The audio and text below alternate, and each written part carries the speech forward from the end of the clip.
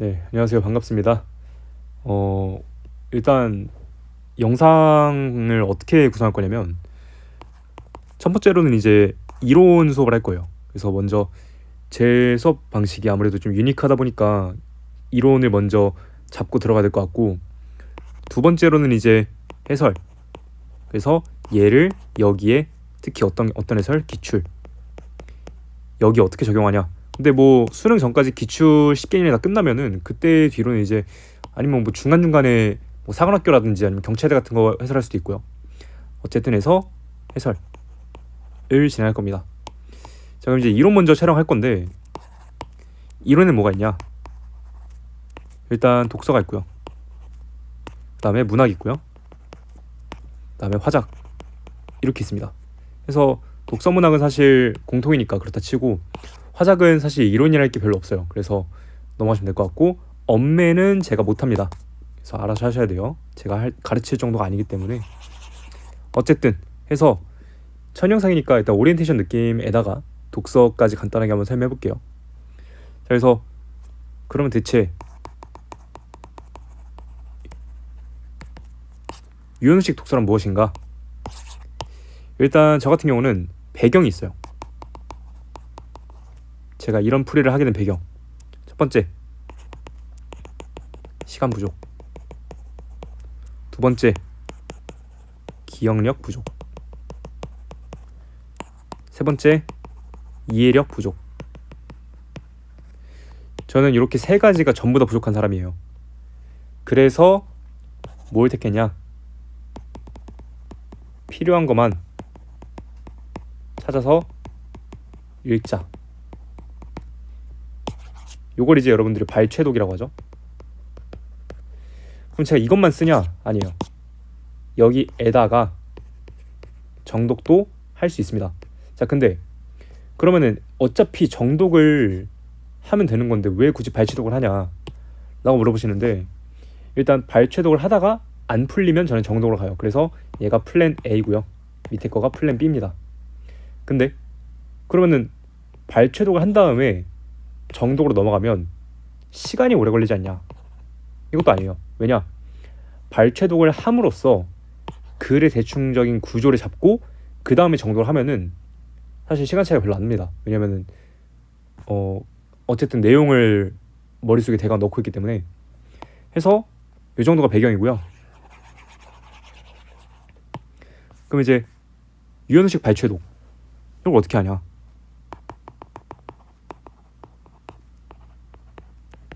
일단 첫 번째로 글의 틀을 잡습니다. 이걸 이제 고1 때는 애들한테 알려줄 때 사각형 독해법이라 했는데, 뭐 막 이렇게 대충 흐른 거였어요. 근데 이건 너무 사기 같고, 뭐냐면 사각형을 이렇게 나누기 시작했어요. 지문에 등장하는 사각형 형태의 글, 문단이죠. 그래서 문단의 첫 번째 또는 첫 부분부터 읽습니다.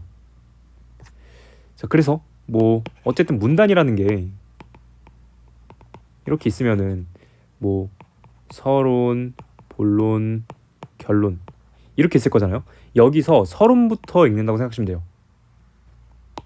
그래서 그 문단이 무슨 말을 하고자 하는지 먼저 알 수 있게끔 해서 요거 하는데 대충 한 20초 정도 걸립니다. 20초? 길어봐요. 두 번째, 선지를 봅니다. 끝이에요. 근데 문제는 선지에서 선지를 관통하는 또는 중심이 되는 이런 키워드가 있습니다. 이 키워드를 찾아요. 그 다음에 이 키워드를 어디에 쓰냐? 세 번째, 지문에서 키워드를 찾는다. 이렇게 세 가지예요. 이거를 한 다음에 그냥 선지를 판단하시면 됩니다. 네 번째, 선지 판단.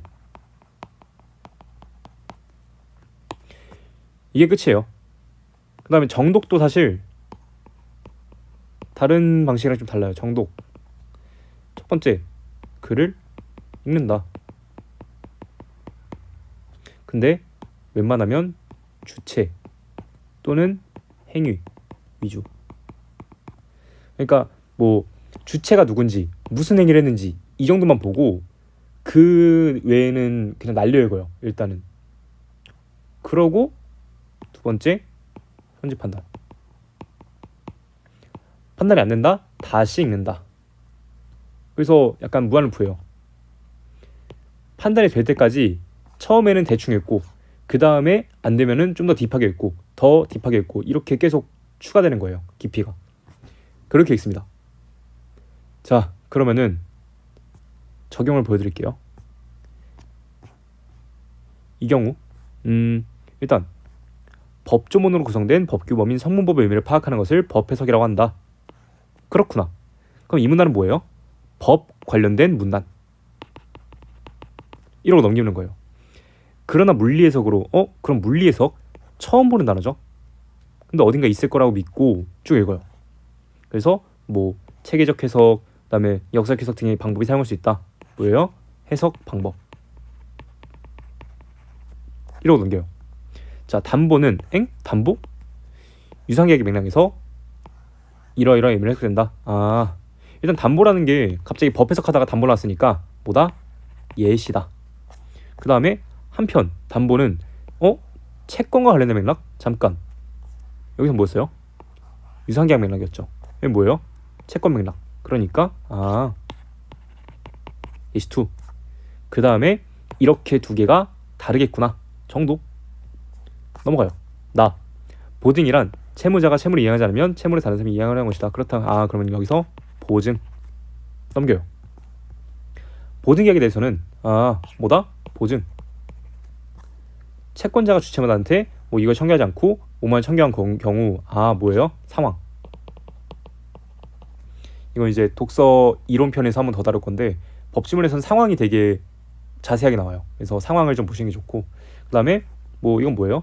연대보증에도 연대보증인 그런가 보다 했어요. 그래서 지문의 틀을 지금 잡았어요. 뭐다? 얘는 법 해석과 관련된 예시, 얘는 뭐다? 보증 지문. 이러고 넘기면 돼요.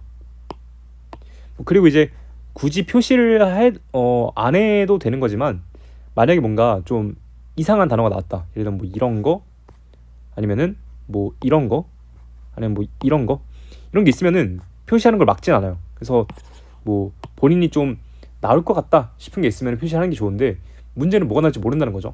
그래서 그거는 표시를 최대한 안 하고 푸는 걸 권장하긴 하는데 정 불안하다 그러면 하셔도 돼요.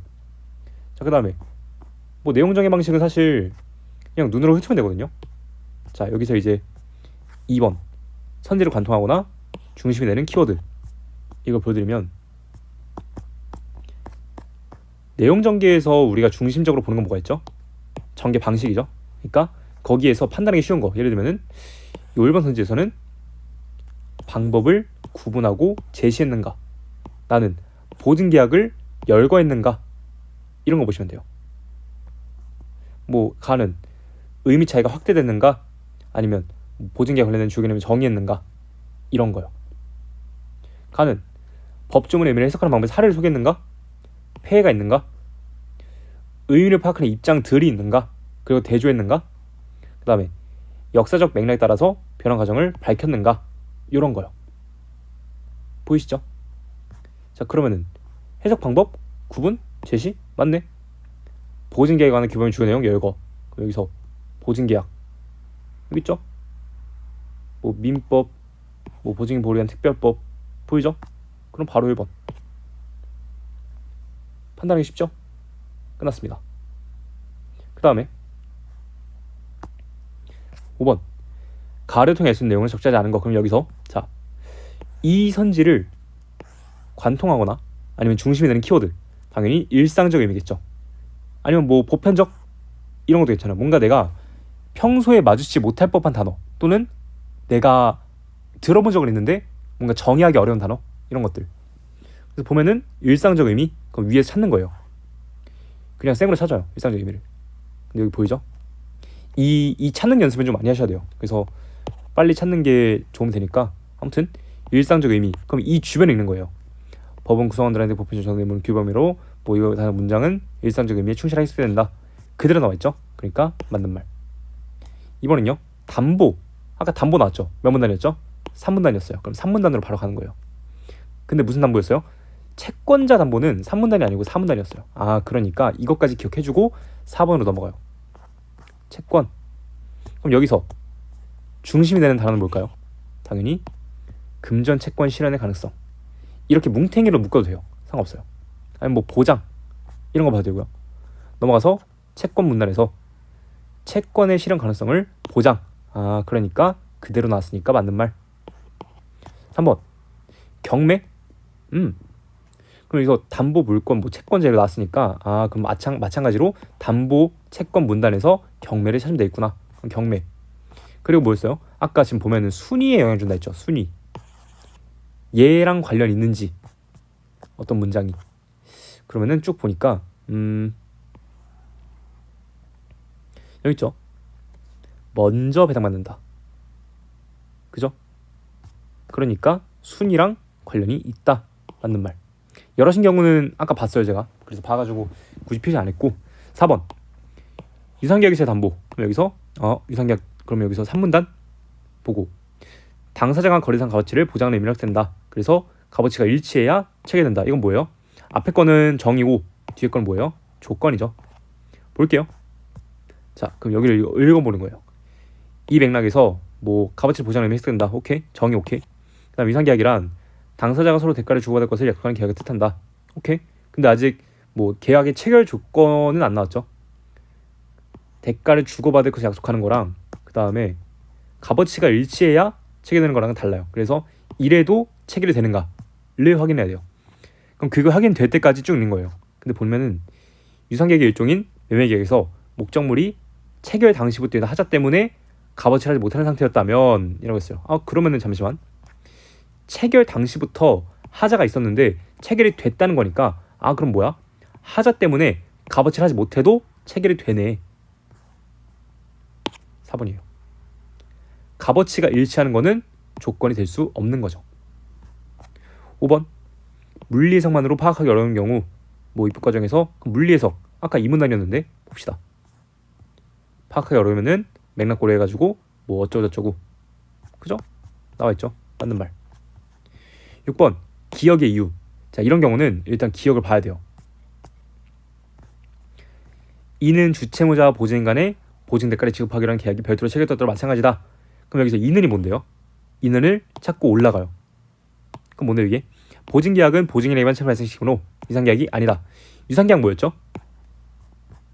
대가를 주고 받아야 하는 계약. 그죠? 그 다음에 근데 여기서 보증계약은 유상계약이 아니래요. 보증계약이 뭔데요? 보증계약? 보증이 성립하려면 채권자 보증인을 당사자로 하는 보증액이 필요하다. 오케이? 네, 그럼 볼게요. 애초에 지금 보증인 거 모른다고 칩시다. 그럼 모르니까 여기서부터 읽어야 돼요. 보증이란 채무자가 채무를 이행하지 않으면 채무를 다른 사람이 이행하라는 것이다. 이때 원래 채무자를 주채무자 대신 채무를 이행한 사람을 보증이라 하고 그 다음에 이 채무를 주채무, 보증인 채무를 보증채무. 그래서 보증은 담보 기능을 수행하므로 주채무가 소멸되면 보증채무도 당연히 소멸된다. 그렇다고 합니다. 자, 그럼 뭐예요? 여기서 어쨌든 채무라는 거는 내가 뭔가 해야 하는 의무인 거잖아요. 그걸 받을 권리가 있는 사람이 채권자인 거고요. 근데 채권자랑 보증인을 당사자로 한다. 보증계약이. 그럼 뭐 했어요? 보증인이 어쨌든 채무를 갚아야 되는 거니까 이렇게 줘야 되는 거예요. 대가를. 문제는 채권자는 보증인한테 대가를 주고 받을 수 없어요. 그래서 유상계약이 아닌 거거든요. 근데 이는 주채무자랑 보증인 간에 대가를 지급하려는 계약이 별도로 체결되더라도 마찬가지다 라고 했으니까 그럼 여기서 이제 부분적 이해가 들어가는 거예요. 자, 제가 이해력이 딸려서 이 지문을 100% 이해할 수는 없어요. 하지만 문제를 판단하기 위해서는 어쨌든 여기를 꾸역꾸역 이해를 하긴 해야 돼요. 그래서 전체를 이해하지 않고 필요한 부분만 이해하자. 요게 제 발췌독입니다. 아무튼 그럼 여기서 기억. 주채무자랑 보증인 간에 대가를 지급해도 어쨌든 보증계약은 위상계약이 될 수 없다. 그럼 보는 거죠. 아니 그러면은 보증계약이 위상계약이 되지 못한 이유, 당연히 채권자가 보증인한테 뭔가를 주지 못해서지 이것 때문이 아니란 말이에요. 그럼 그 의미를 내포하는 선지는 2번이 되겠죠. 대가를 지급할 의무를 쓰는 사람, 이게 뭐예요? 주채무자였고요. 그 다음에 보증치약의 당사자가 아니다. 당연하죠. 얘는 누구예요? 얘는 채권자와 보증인인 거니까요. 됐죠? 7번 연대보증인. 그럼 봅시다. 연대보증인을 찾는 거예요. 여기 있죠? 자, 이게 뭔데요? 이러한 특약을 한 보증인이 연대보증인이래요. 그럼 여기서 그러면은 그러나 보증인이 이러한 권리를 포기하기로 하는 연대보증 특약이 보증계약에 포함될 수 있다. 아, 그럼 여기서 연대보증 특약이 이러한 특약이 있구나. 그럼 이러한 권리는 뭔데요? 어차피 읽어봐야겠죠. 채권자가 주채무자에게 주채무 이행을 청구하지 않고 곧바로 보증인에 의한 보증채무 이행을 청구한 경우 보증인은 주채무자가 강제집행 대상자를 보유하고 있음을 채권자에게 증명해서 채무 이행을 거절할 수 있는 권리가 있다. 이러한 권리를 포기하기로 하는 연대보증 특약을 하면은 연대보증인이 된다라는 거예요. 즉 여기서 그냥 다시 주체와 행위 이런 거 보는 거예요. 권리가 없다. 요 정도만 머릿속에 넣어놓고 가는 거예요. 어차피 확인해야 되니까. 보겠습니다. 자, 1번 주채무자에 대한 호의로 대가 없이 보증계약은 자유해야 된다. 그럼 여기서 호의가 포인트겠죠. 그럼 호의를 찾아봅시다. 호의.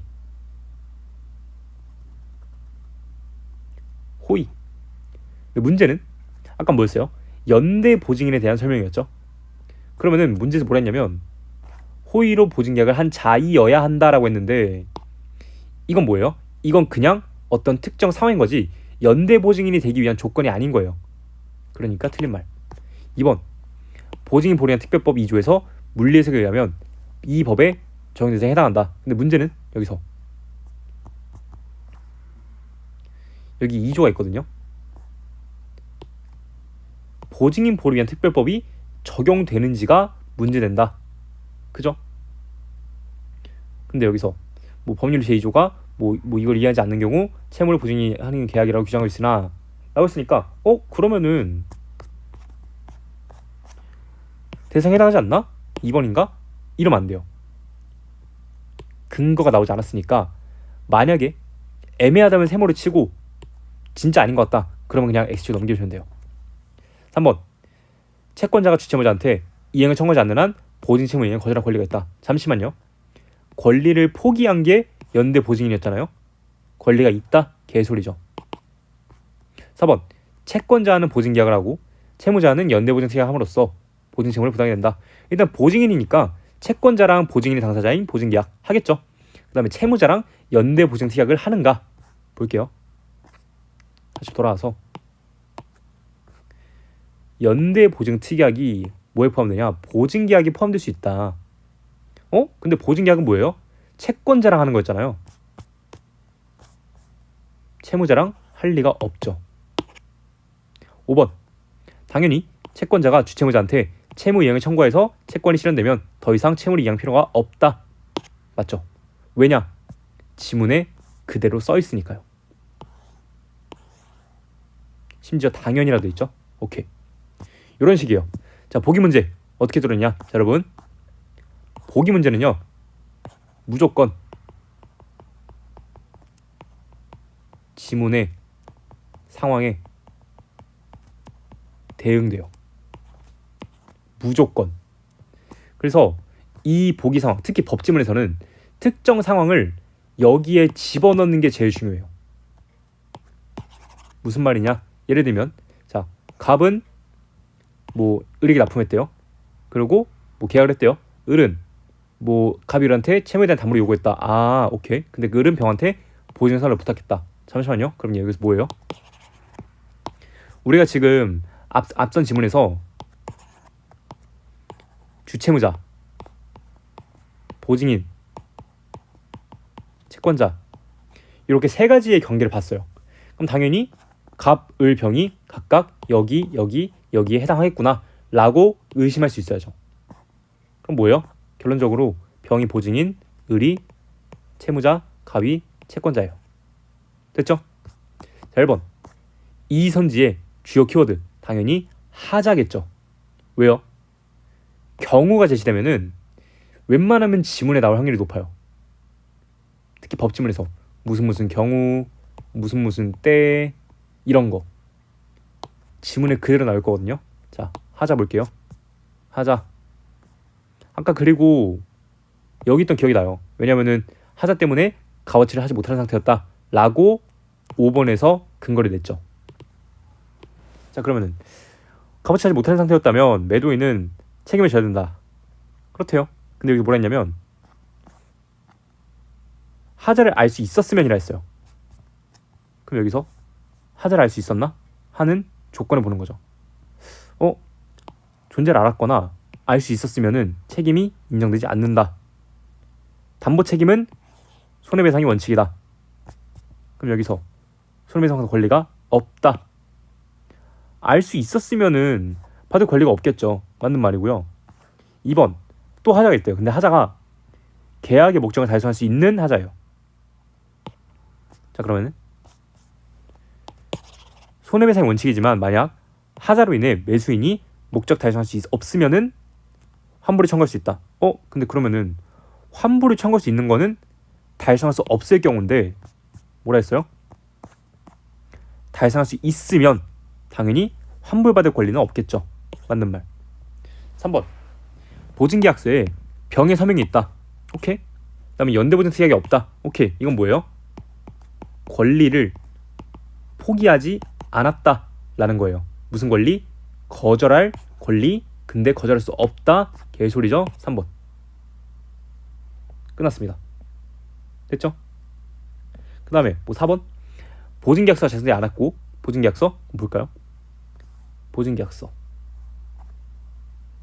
민법에 의하면 계약서와는 달리 일반적인 계약과는 달리 계약서가 작성돼야 하고 여기에는 보증인 서명이나 날인이 있어야 된다. 이를 위반하면은 무효래요. 오케이. 근데 보증 채무가 이행되면은 보증인이 무효를 주장할 수 없다. 오케이. 채무가 이행되면은 무효가 아니다 라는 거죠. 그럼 당연히 병이 의뢰 대신해서 돈을 줬어요. 그럼 당연히 무효를 주장할 수 없겠죠. 그대로 나와있죠. 5번 서명도 날인도 없지만 연대보증 특약이 있는 경우 보증인 보행한 식별법 제2조를 어떤 방법을 해석하든 병은 가백에 1,000만 원 지급할 의무가 없다 라고 했어요. 당연하죠. 왜요? 서명, 날인 없으면은 무효다 라고 했잖아요. 그리고 만약에 7번에 2번을 맞다라고 하고 넘기면 5번에서 N 걸렸을 거예요. 어떤 방법을 해석하든.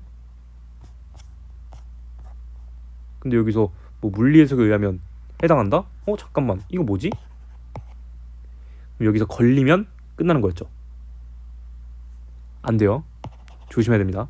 그래서 지문을 잘못 이해하거나 문제를 잘못 찾고 넘기면은 이런 사태가 발생할 수 있기 때문에 일단은 3번 같은 경우는 지문이랑 완벽하게 반대죠.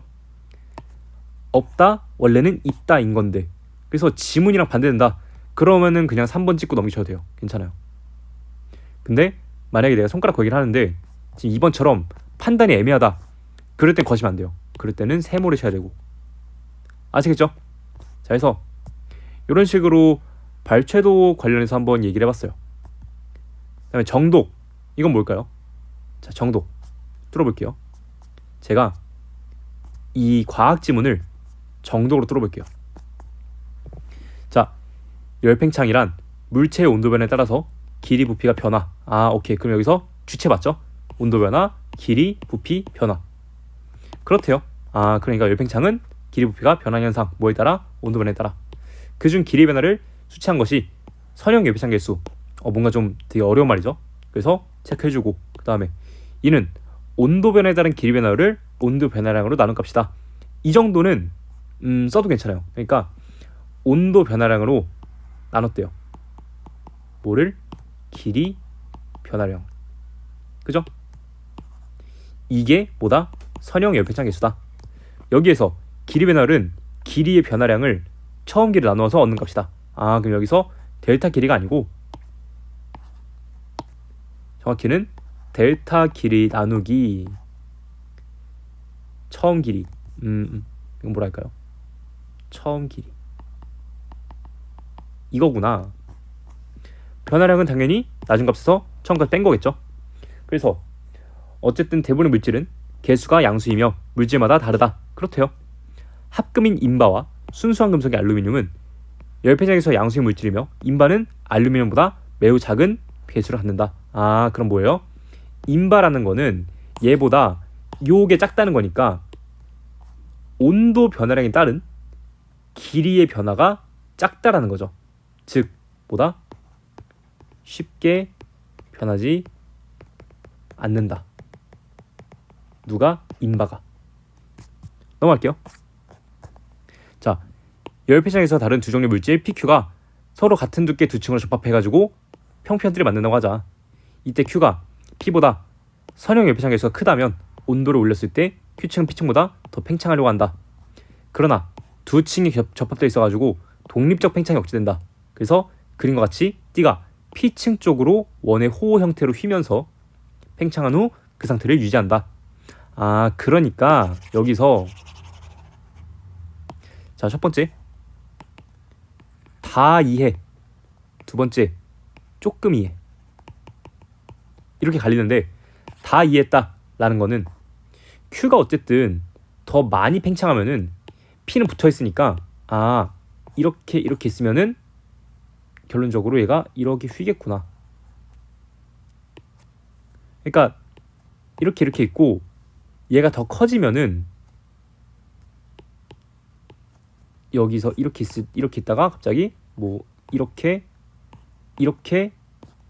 되는데 문제는 둘이 붙어 있으니까 얘가 이렇게 꺾인다라는 거예요. 붙어 있으니까. 자, 근데 만약에 이걸 이해 못했다 라고 한다면 그냥 Q가 P보다 개수가 크다. 그럼 개수가 큰 쪽이 이렇게 휘는구나. 이 정도만 넘겨도 돼요. 괜찮아요. 자, 그래서 다시 처음 온도로 내리면은 T는 원래 모양으로 돌아온다. 그렇구나. 그 다음에 물체 휘의 정도는 곡률로 수치할 수 있다. T 또한 휘의 정도를 곡률로 나타낸다. T의 길이에 비해 두께가 매우 얇고 폭이 좁아서 T를 곡선이라 간주하면 그럼 T를 원의 호라고 생각할 수 있다. 그렇대요. 매우 얇고 라고 했으니까. 이때 이 원의 호를 포함하는 원의 반지름을 휘어진 T의 곡률 반지름이 한다. 그러니까 예를 들면은 뭐 T가 만약에 이렇게 휘었어요. 이렇게 휘면은 이거를 원으로 연장시켜가지고 연장시켜서 이때의 반지름을 뭐라 한다? 곡률 반지름을 한다 라는 거예요. 그 다음에 곡률은 이 곡률 반지름의 역수이다. 오케이. 곡률은 곡률 반지름분의 1. 그 다음에 즉 이게 작을수록 곡률보다 휨의 정도가 크다 라는 거죠.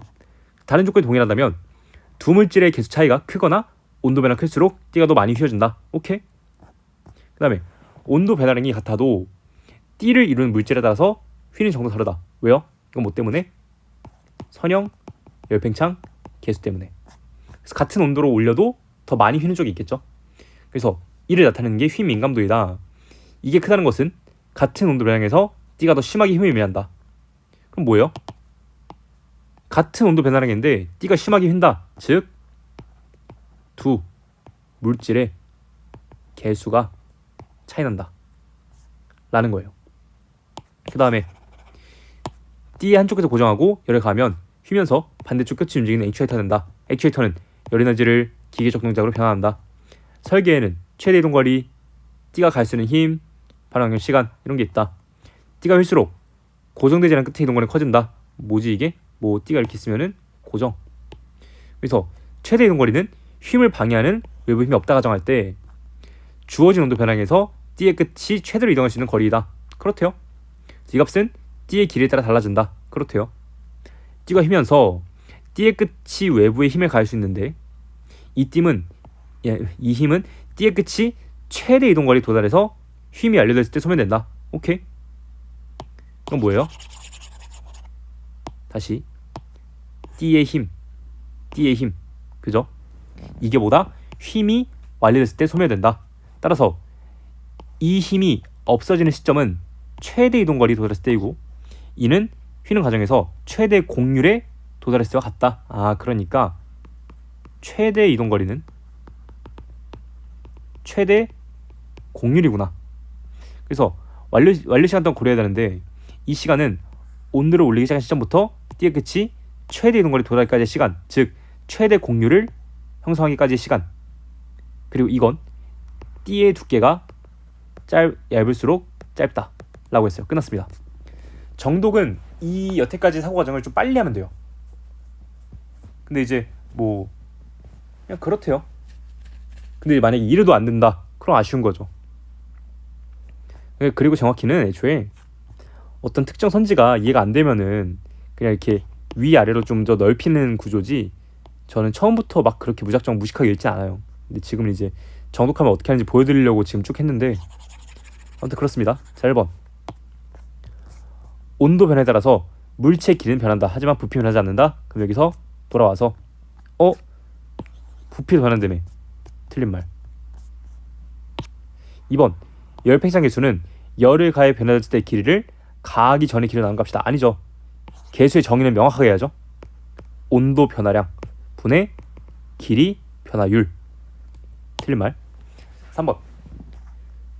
선형 열팽창 개수는 음수의 물질이 양수의 물질보다 종류가 많다. 뭐였지? 대부분의 물질은 개수가 양수이다. 오케이. 음수가 더 많다. 틀린 말이죠. 액추에이터는 열 에너지를 얻기 위해서 기계적 움직임을 이용하는 장치이다. 볼까요?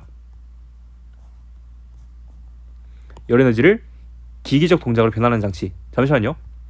얻기 위해? 아니죠. 이런 식으로 뭔가 선지 내부에서 이런 말장난 이런 거 좀 신경 써줘야 돼요. 그 다음에 5번.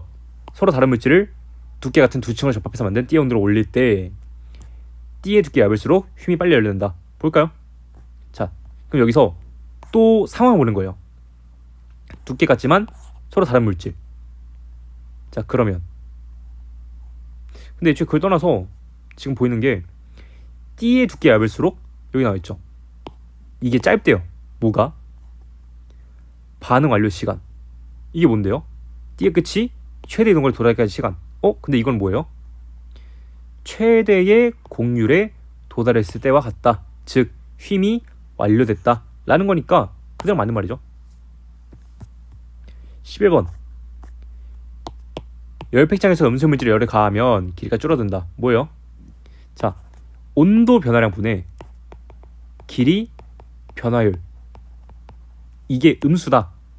열을 가했어요. 올라갔어요. 그럼 변화율이 작아져야 음수겠죠. 맞는 말. 2번. 온도에 따라 길이 변화가 작아지는 부품에는 알루미늄보다 인바가 적합하다. 그죠? 왜냐면 아까 인바가 개수가 작다. 즉 같은 열에 더해도 얘가 적게 변화한다 하니까 맞는 말. 3번. 두 물질 접합해가지고 두 층을 내진 띠를 만들고 온도를 내리면 개수가 작은 물질적으로 휜다. 근데 여기서 아니 지금 보면은 온도를 내리면, 그죠?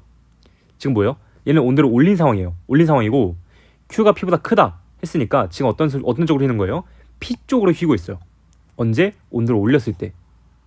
근데 온도로 다시 내리면은 이게 원래대로 돌아온대요. 그럼 여기서 더 내리면 이렇게 되겠죠. 즉 개수가 큰 쪽으로 휩니다. 3번. 4번. 두 물체의 길이 변화량이 같다면 팽창 전의 길이가 더 긴 물체의 길이 변화량이 작다. 볼게요. 자, 얘는 변화량을 물어봤어요. 변화량을 물어봤는데 여기서 예를 들면 하나는 여기에서 이렇게 변화했어요. 뭐 이렇게. 그 다음에 하나는 여기에서 이렇게 변화했어요. 지금 빨간색 볼게요. 빨간색. 두 길이가 같다. 즉 변화량이 같다면 팽창 전의 길이가 더 긴 물체, 이 녀석이죠. 얘의 변화율이 더 작다. 맞는 말이죠. 그 다음에 5번. 한쪽 끝이 고정되고 길이가 다른 평평한 두 띠가 동일한 공률에서 휘었대요. 그럼 당연히 길이가 긴 띠의 이동거리가 더 길다. 이동거리 뭐에 비례했어요? 보이죠? 이동거리는 최대의 공률. 그죠? 그래서 뭐 이거는 이제 맞는 말이죠. 이런 식이에요. 그 다음에 12번. 두 물질을 접합해서 두 층을 만든 두 중의 띠 A랑 B가 있다. 그래서 열팽창 결실 사이는 B가 A보다 크고 그 다음에 두께의 길이는 AB 모두 같다. 근데 여기서 그러면은 A랑 B가 있는데 둘 다 두 물질을 만들었어요. 근데 차이는 얘가 더 크다 라는 거고요. 그럼 당연히 뭐예요? 더 많이 휘겠죠. 온도 T0에서 A, B는 평평했는데 T1으로 올리니까 B만 물체를 잡을 수 있었다. 이게 집게죠. 집게인데 휘었대요. 휘어서 잡을 수 있었고. 근데 T2로 올렸을 때는 A도 잡을 수 있었다. A도 뭔데요? A는 좀 더 적게 휘는 건데 어쨌든 T2로 올린 거니까 적게 휘어도 잡을 수 있을 만큼은 휘었다는 거예요. 1번. T0에서 T1으로 올렸을 때보다 T0에서 T2로 올렸을 때 A, B가 모두 외부에 가할 수 있는 힘이 소멸되는 시점의 곡률은 더 크겠군. 곡률은 뭐예요? T가 휘는 정도였죠. 온도가 올라갈수록 많이 휜다 했죠. 그러니까 더 크겠군. 1번입니다. 끝났어요. 자, 그 다음에 T0에서 T1으로 올렸을 때 A, B 각각의 힘이 멈춘 시점에서의 곡률 반지름은 B보다 작겠군. 곡률 반지름은 뭐에 비례한다 했어요? 곡률에 반비례한다.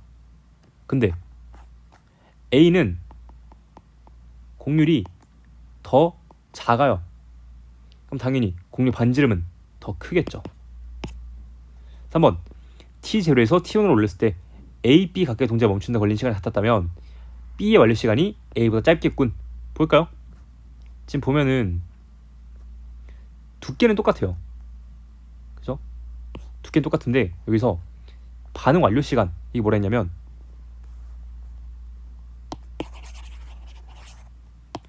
온도를 올리기 시작한 시점부터 T의 끝이 최대 이동거리 도달까지 시간. 두께는 내 알 바 아니고 어쨌든 그러면은 최대 이동거리까지 도달하기 시간 이게 뭐죠? 이거는 휨이 완료됐을 때.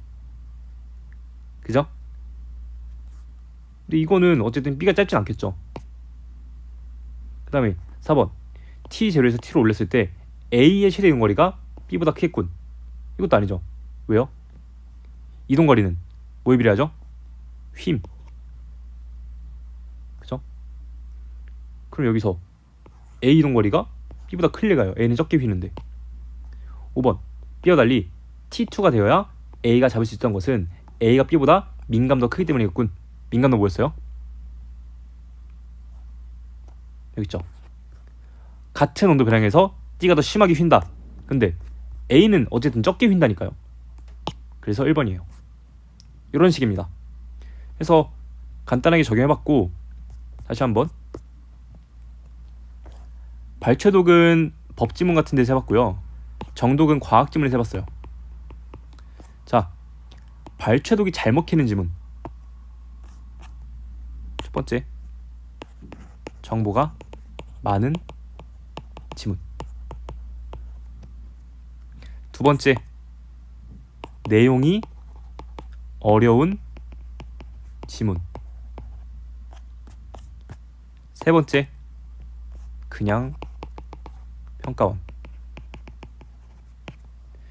평가원에선 발췌독 안 먹힌 적이 없어요. 웬만하면 잘 먹히고. 그 다음에 정독이 잘 먹히는 거. 첫 번째, 주제가 하나인 지문. 그러니까 주제라는 거는 이제 예를 들면 뭐 A라는 게 있고 이 A에 대해서 쭉 설명하는 거. 이런 건 정독이 잘 먹힐 수도 있어요. 두 번째, 과학 기술 지문. 이건 1번이랑 같은 논리인데 왜냐면은 과학기술은 보통 어떤 특정 개념을 갖고 쭉 이어나가기 때문에 발췌독이 안 먹힐 수도 있어요. 그러니까 물론 이제 저는 잘 먹히지만 처음 하는 분들은 이제 안 먹힐 수도 있어요. 그럴 땐 뭐 해라? 와리가리 해라 방식을. 세 번째, 일부 평가원. 왜냐? 정독했을 때 내용이 100% 이해가는 지문은 거의 없더라고요. 아무튼 그렇게 해서 처음 영상은 이제 발췌독과 정독을 제가 어떻게 하는지 그렇게 보여드렸고요. 그래서 이게 오리엔테이션이고, 이제 독서를 쭉 찍을 건데, 첫 번째는 이제 뭐 법, 두 번째 경제, 뭐 세 번째 뭐 과학기술, 네 번째 철학, 이런 식으로 쭉 돌릴 거예요. 문학은 첫 번째 고전 시가, 두 번째 고전 소설, 세 번째 뭐 현대 시, 뭐 고전 소설 및 수필, 네 번째 현대 소설, 이런 식으로 쭉 할 거라서 할 게 많습니다. 아무튼 첫 영상 여기까지 할게요. 수고하셨습니다. 빠이.